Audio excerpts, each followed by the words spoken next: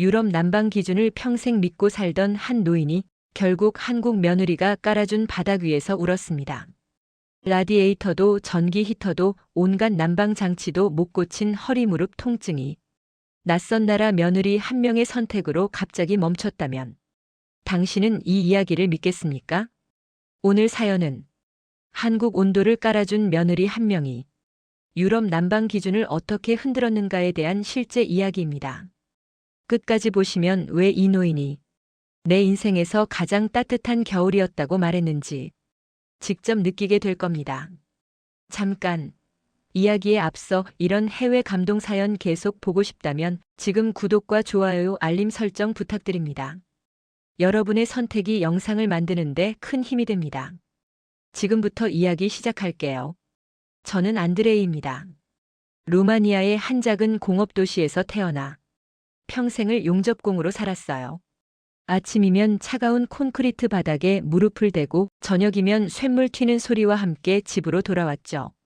40년을 그렇게 살았습니다. 그 대가는 혹독했어요. 50대에 접어들자 무릎이 먼저 항복했습니다. 계단을 오를 때마다 관절에서 나는 소리. 딱딱. 마치 낡은 기계 부품이 삐걱대는 것 같았죠. 허리는 더 심각했어요.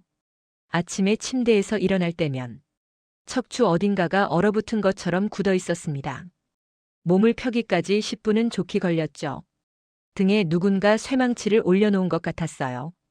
병원에 갔습니다. 의사는 엑스레이를 보더니 한숨을 쉬었어요.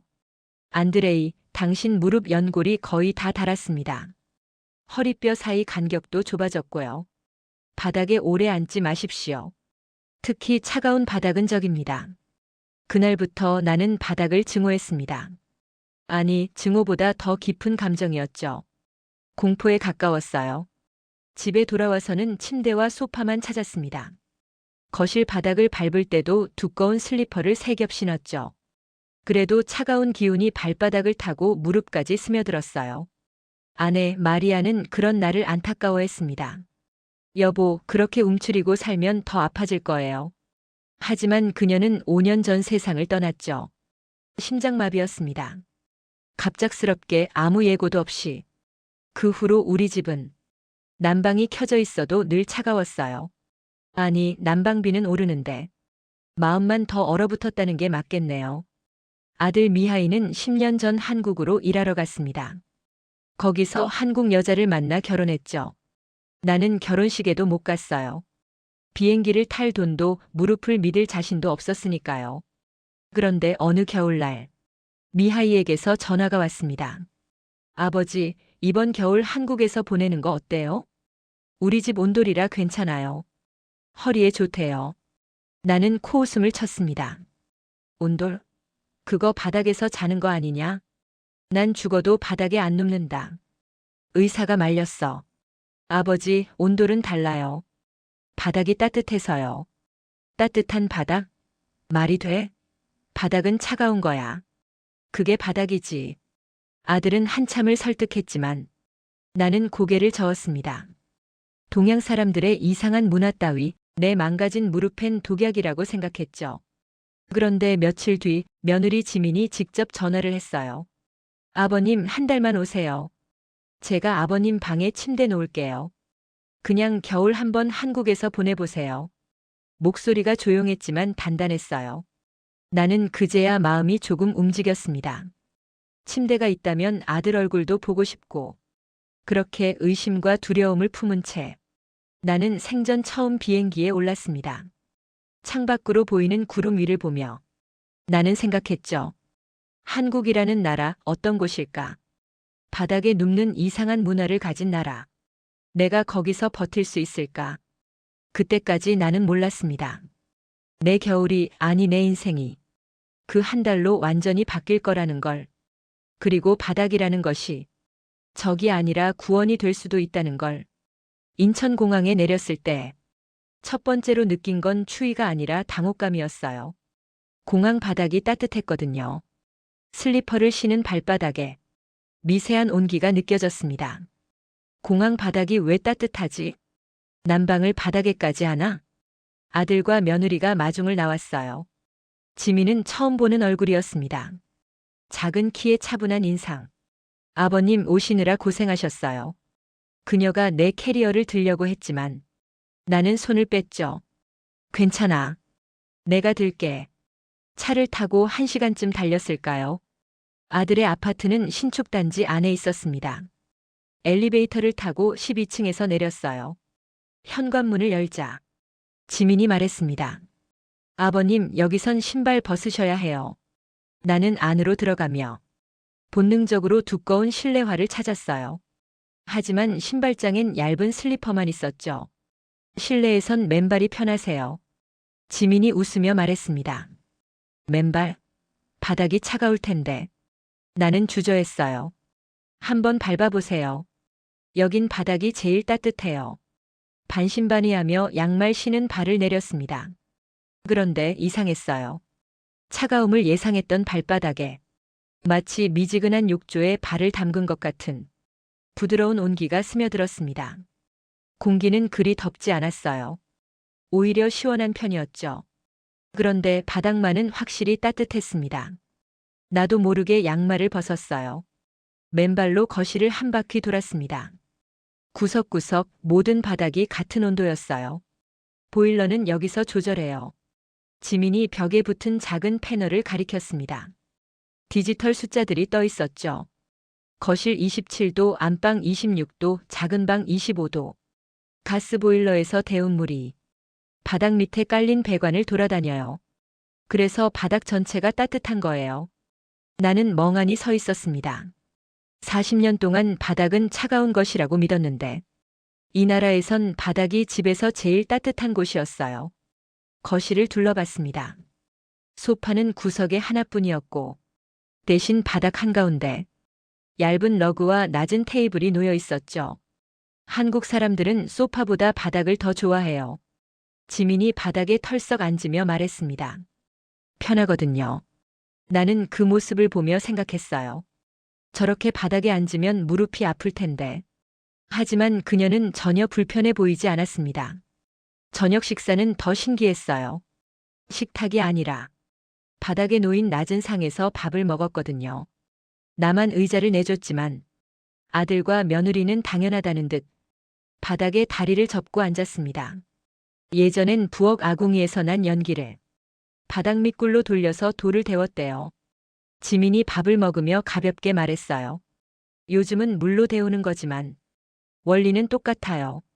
나는 젓가락질을 멈췄습니다. 연기를 바닥 밑으로? 그럼 바닥 자체가 난로였다는 건가? 네, 수천 년 전부터요. 온돌은 한반도가 만든 난방 방식이에요. 그 말이 묘하게 머릿속에 남았습니다.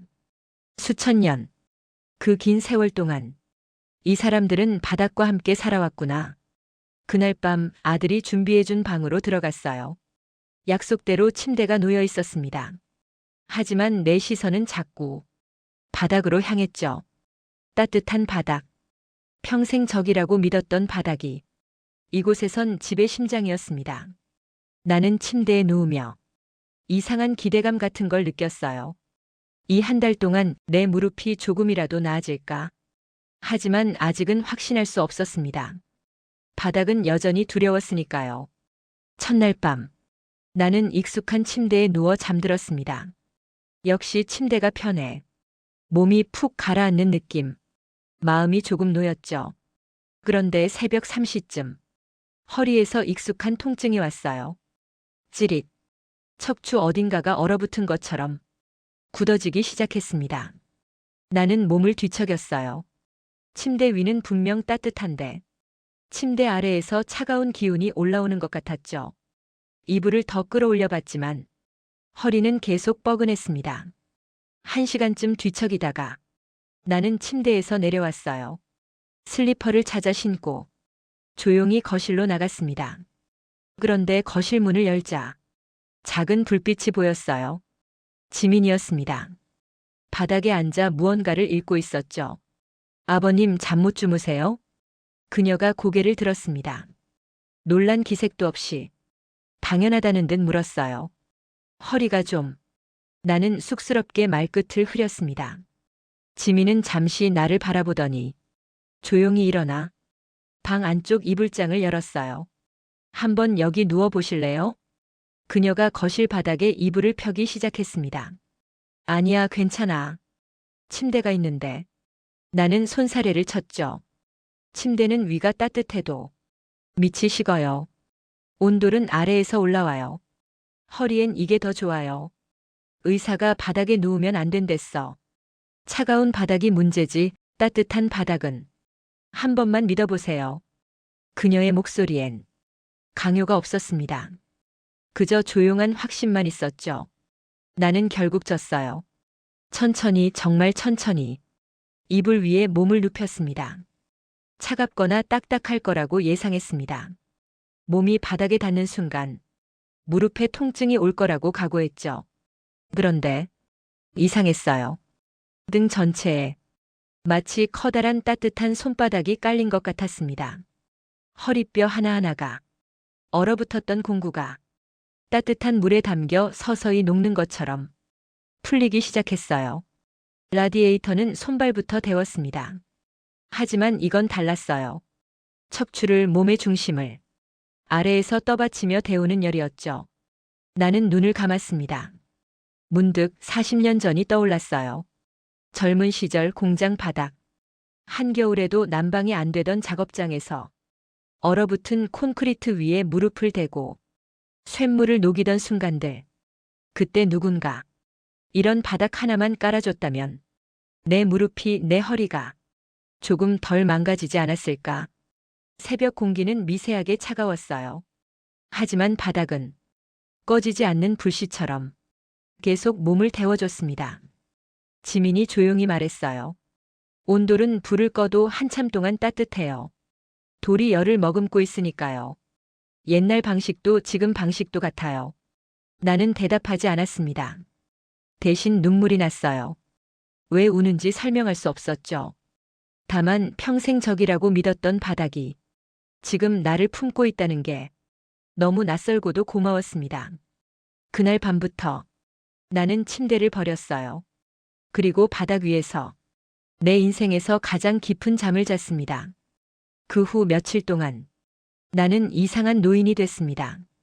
아침에 일어나자마자 스마트폰을 붙잡고 ONDOL을 검색하기 시작했거든요. 미하이가 웃었어요. 아버지, 그렇게 핸드폰만 보시면 눈 나빠져요. 하지만 나는 멈출 수 없었습니다. 알고 싶었어요. 이 마법 같은 바닥이 대체 뭔지. 첫 번째로 알게 된 사실. 온돌은 단순한 난방이 아니라 국가무 형문화재 135호였습니다. 한 나라가 공식적으로 지켜야 할 문화. 내가 지금 누워있는 이 바닥이 그 정도의 가치를 가진 기술이라는 뜻이었죠. 두 번째로 알게 된 사실. 온돌의 역사는 수천 년 전으로 거슬러 올라갑니다. 한반도 북쪽 지역에서 시작됐대요. 부엌 아궁이에서 나온 연기가 바닥 및 구들장 아래 고래를 지나며 돌을 달구는 방식이었죠. 그 돌이 열을 오래 품어서 밤새 사람들을 따뜻하게 했다고 합니다. 나는 화면을 손가락으로 쓸어내리며 숨을 죽였어요. 세 번째로 알게 된 사실. 온돌은 단순히 뜨겁기만 한 게 아니었습니다. 바닥을 데우면 뜨거운 공기가 위로 올라가면서 방 전체를 고르게 데운다고 해요. 그래서 공기 온도는 낮아도 몸은 따뜻하게 느껴진다는 거예요. 내가 평생 써온 난방은 달랐습니다. 라디에이터는 한쪽 벽에만 있었죠. 거기서 나온 열은 천장으로 올라가 버리고 발은 늘 차가웠어요. 하지만 온돌은 몸의 제일 아래, 제일 약한 곳부터 데웁니다. 그 위에 삶을 올려놓는 거죠. 나는 핸드폰을 내려놓고 가만히 바닥을 내려다봤어요. 이 얇은 장판 밑에 가스보일러에서 데워진 물이 흐르는 배관이 거미줄처럼 깔려 있다고 생각하니 신기했습니다. 그날 저녁 지민이 물었어요. 아버님, 온돌 검색하시는 거 봤어요. 궁금한 거 있으세요?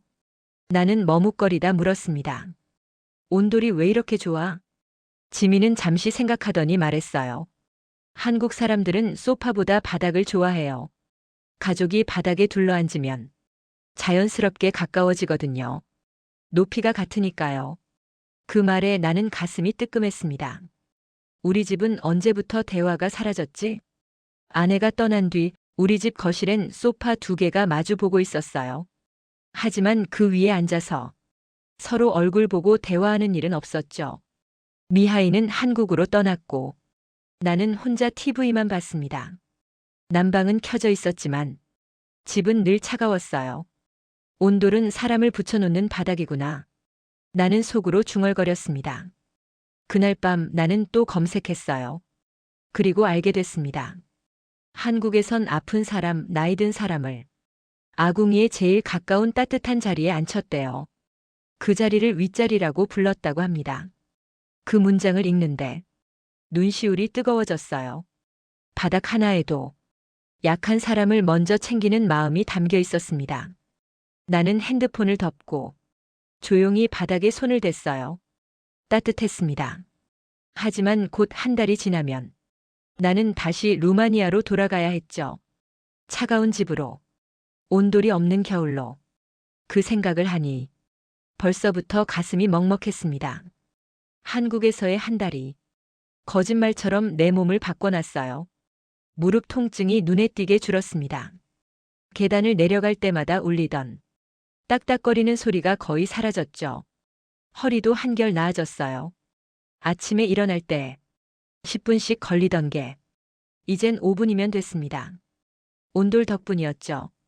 매일 밤 따뜻한 바닥 위에서 자면서 내 관절이 조금씩 회복되고 있었어요. 하지만 비자는 영원하지 않았습니다. 출국 일주일 전 미하이가 조심스럽게 말했어요. 아버지, 항공권 예매했어요. 다음 주 금요일이요. 나는 고개만 끄덕였습니다. 그날 밤 나는 잠을 이루지 못했어요. 바닥에 누워서 천장만 멍하니 바라봤죠. 루마니아로 돌아가면 다시 차가운 바닥 위에서 살아야 합니다. 갈라진 나무마루, 녹슨 라디에이터, 석탄 냄새 가득한 집, 그리고 무엇보다 온돌이 없는 겨울. 상상만 해도 가슴이 답답했어요. 출국 3일 전, 지민이 영상통화를 요청했습니다. 아버님, 루마니아 집 좀 보여주세요. 왜?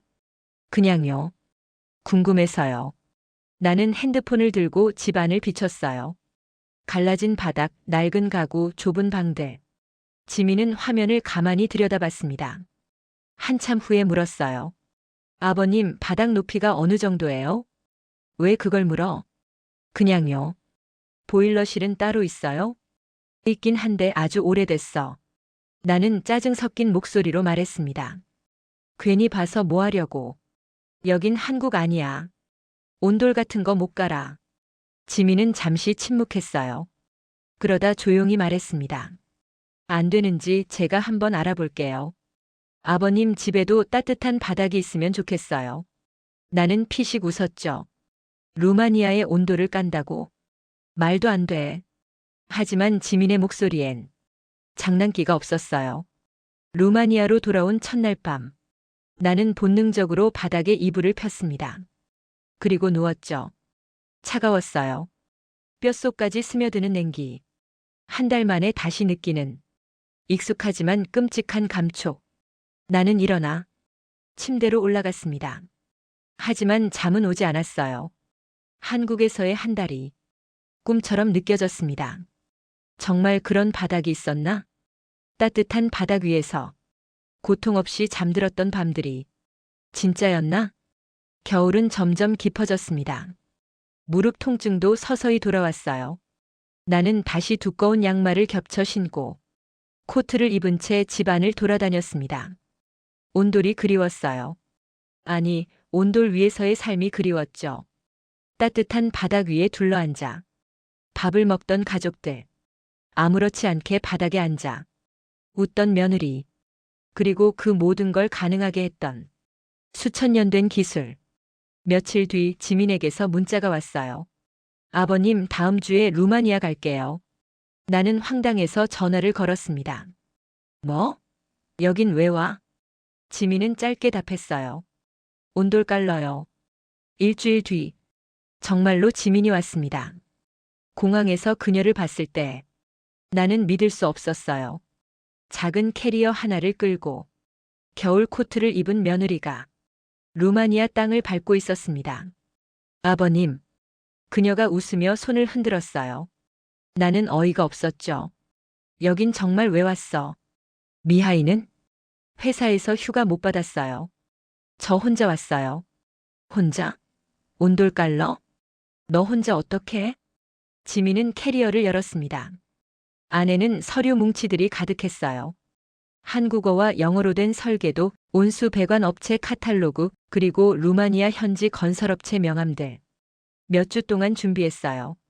한국 난방 회사랑 여기 업체들이랑. 영상회에 여러 번 했고요. 바닥 뜯고 단열재 넣고 온수 배관 돌리는 건 똑같대요. 보일러만 이 나라 규격에 맞추면 되고요. 나는 말이 막혔습니다. 그녀는 진심이었어요. 한국에서 쓰는 온돌 구조를 이 낡은 루마니아 집에 맞게 완전히 새로 설계해 왔습니다. 아니, 이거 돈이 얼마나 드는데. 걱정 마세요. 제 돈으로 할게요. 안 돼. 그럴 순 없어. 아버님. 지민이 내 손을 잡았어요. 한국에서 아버님 무릎 나아지는 거 봤어요. 바닥 하나 때문에요. 그게 너무 신기하고 고마웠어요.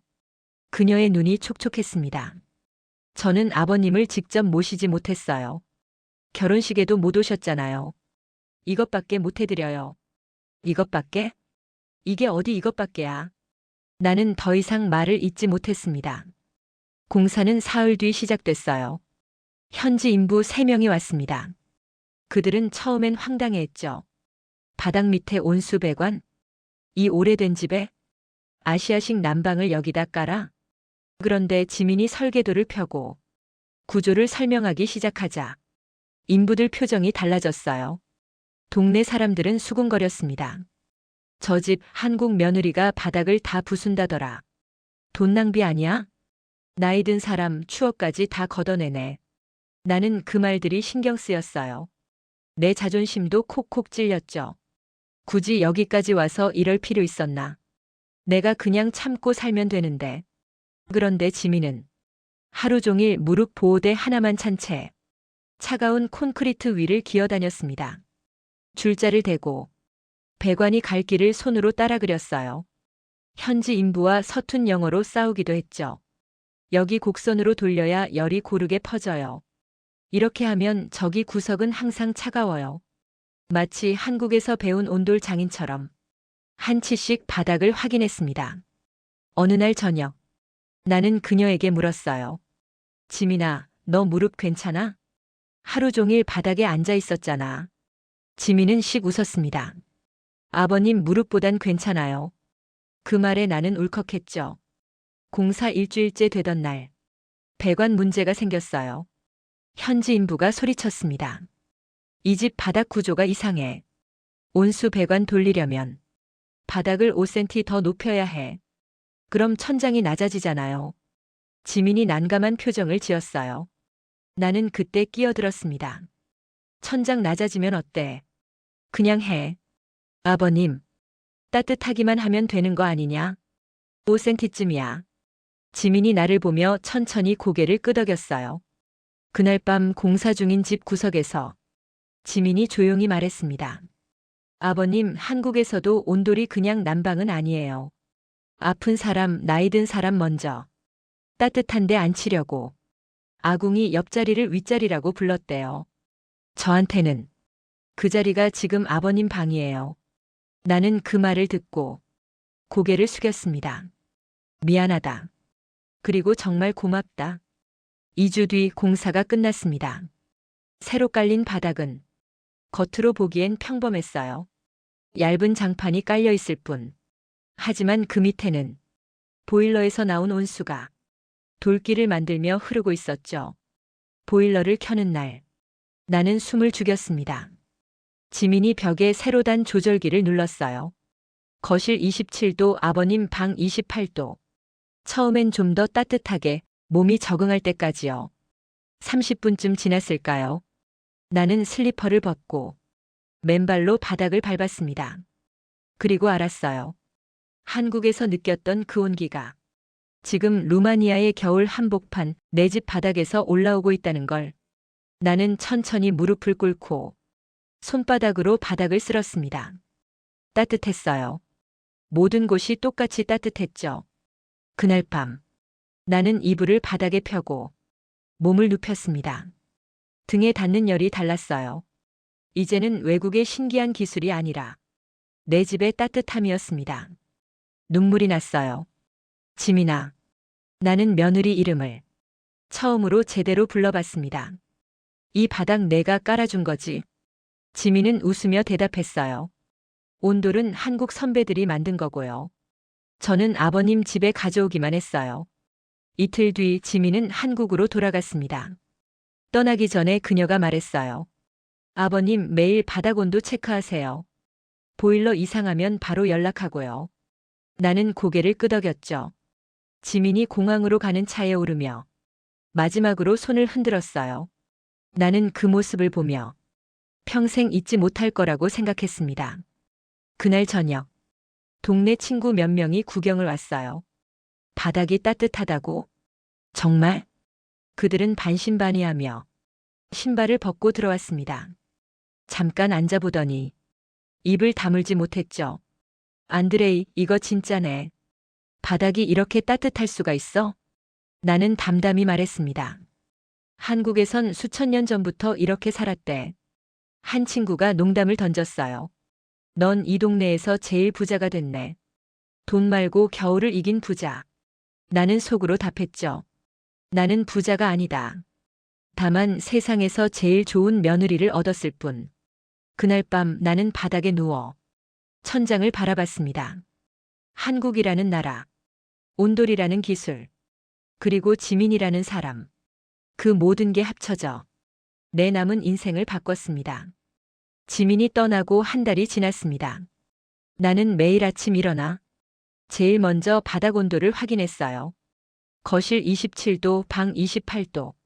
숫자를 보는 것만으로도 마음이 놓였습니다. 미하이는 가끔 영상통화로 물었어요. 아버지, 바닥은 어때요? 나는 일부러 카메라를 아래로 내렸죠.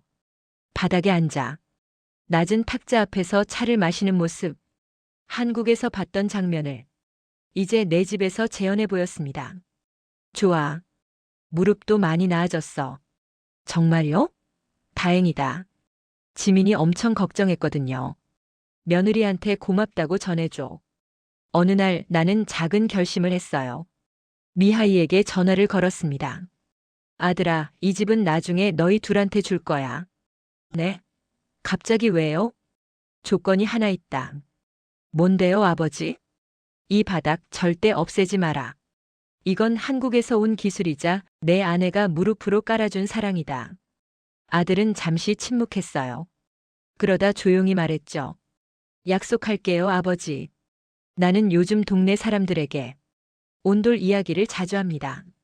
한국의 아궁이, 연기, 굴, 구들장 이야기, 국가무 형문화재로 지정된 난방 이야기, 그리고 루마니아의 한 늙은 용접공이 그 문화의 혜택을 마지막에야 받게 됐다는 이야기.